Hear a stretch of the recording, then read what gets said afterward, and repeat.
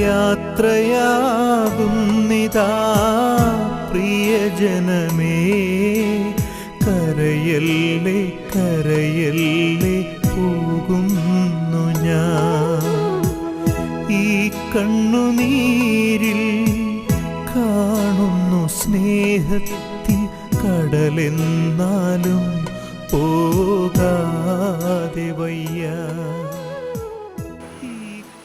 പ്രാർത്ഥനയുടെ മനുഷ്യനായിരുന്നു ബോബിയച്ചൻ എന്ന് ഞാൻ പലപ്പോഴും അത്ഭുതത്തോടെ തിരിച്ചറിഞ്ഞിട്ടുണ്ട്. രാവിലെ സന്ദേശവും ചാപ്പലിൽ ആരാധന നടത്താൻ ഞങ്ങളെന്നും ഒരുമിച്ച് ഉണ്ടായിരുന്നു.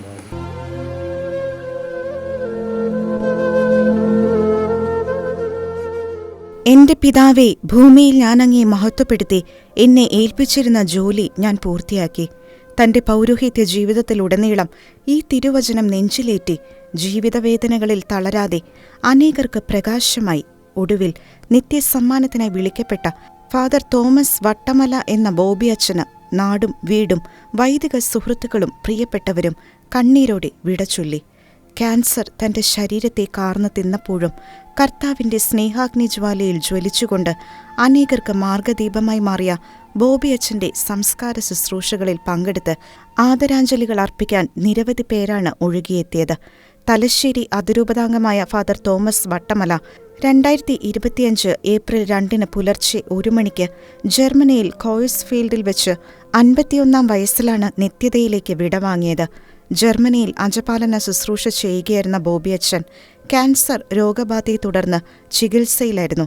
കഠിനമായ വേദനകളിലൂടെയായിരുന്നു കഴിഞ്ഞ ഏതാനും ആഴ്ചകളിൽ ബോബിയച്ചൻ കടന്നുപോയിരുന്നത്.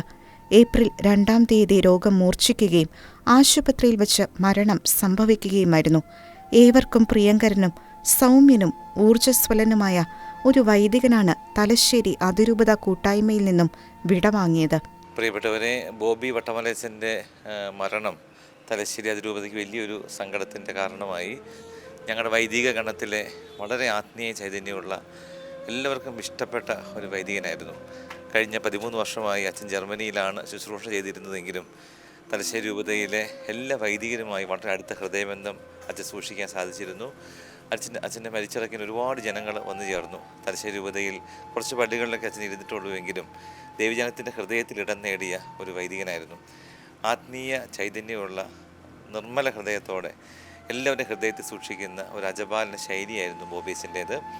അച്ഛൻ്റെ വിയോഗം തീർച്ചയായും തലശ്ശേരി അതിരൂപതയുടെ വൈദിക സമൂഹത്തിന് വലിയൊരു നഷ്ടമാണ്. ദൈവജനത്തിന് വളരെ പ്രിയപ്പെട്ട ഒരു ഇടയനാണ് നഷ്ടപ്പെട്ടിരിക്കുന്നത്. ക്യാൻസർ രോഗബാധിതനായിരുന്നുവെങ്കിലും തൻ്റെ സഹനങ്ങളിലും കഷ്ടപ്പാടുകളിലും സങ്കടങ്ങളിലും ഒക്കെ ഈശോയിലുള്ള ആശ്രയത്വം ബോബിയച്ചന് കാണിച്ചിരുന്നു. എങ്കിലും കഴിഞ്ഞ ഏതാനും മാസങ്ങളിൽ പെട്ടെന്ന് അസുഖം മൂർച്ഛിക്കുകയും അങ്ങനെ ജർമ്മനിയിൽ വെച്ച് നിര്യാതനാകുകയും ചെയ്യുകയായിരുന്നു. അച്ഛൻ്റെ വിയോഗത്തിൽ അതിരൂപത മുഴുവൻ വ്യസനിക്കുന്നു. എങ്കിലും രൂപതയ്ക്ക് വേണ്ടി പ്രാർത്ഥിക്കുന്ന, വൈദികർക്ക് വേണ്ടി പ്രാർത്ഥിക്കുന്ന ഒരാത്മാവ് സ്വർഗത്തിലുണ്ടെന്നുള്ള ഉറച്ച പ്രത്യാശയാണ് ഞങ്ങൾക്കുള്ളത്. ദൈവത്തോടുള്ള ഞങ്ങളുടെ പ്രാർത്ഥനകളുമൊക്കെ ആ അച്ഛൻ്റെ മുൻപിൽ ഞങ്ങൾ സമർപ്പിക്കുകയാണ്. രോഗാവസ്ഥയിലായിരുന്നപ്പോൾ പോലും ഏറ്റവും സുസ്മേരവദനായി എല്ലാം സ്വീകരിക്കുകയും ദൈവത്തിൻ്റെ പദ്ധതിയായിട്ട് എല്ലാം കരുതുകയും പ്രിയപ്പെട്ട ബോബിയച്ചൻ എല്ലാ വൈദികർക്കും വലിയൊരു മാതൃകയായിരുന്നു.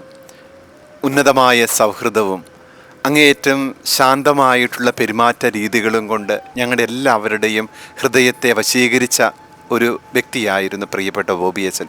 അഭിമന്യ പിതാവ് ഇന്ന് പ്രസംഗത്തിൽ സൂചിപ്പിച്ചതുപോലെ തന്നെ കേവലം 22-23 വർഷങ്ങൾക്കുള്ളിൽ ഒരു ജീവിതത്തിൻ്റെ മുഴുവൻ ഉത്തരവാദിത്തങ്ങളും ചെയ്തു തീർത്ത് നിത്യസമ്മാനത്തിനായി വിളിക്കപ്പെട്ട ബോബിയച്ചൻ്റെ മുൻപിൽ ഞങ്ങൾ പ്രാർത്ഥനയോടുകൂടി നിൽക്കുകയാണ്. രൂപത ഒന്നടങ്കം പ്രിയപ്പെട്ട അച്ഛൻ്റെ ആത്മശാന്തിക്ക് വേണ്ടി പ്രാർത്ഥിക്കുകയും സ്വർഗത്തിൽ ഞങ്ങൾക്ക് വേണ്ടി മാധ്യസ്ഥം വഹിക്കണമേ എന്ന് അപേക്ഷിക്കുകയും ചെയ്യുന്നു. പ്രിയപ്പെട്ട ബോബിയച്ച, എല്ലാ ആദരാഞ്ജലികളും പ്രിയപ്പെട്ട അച്ഛന് ഞങ്ങൾ നേരുന്നു.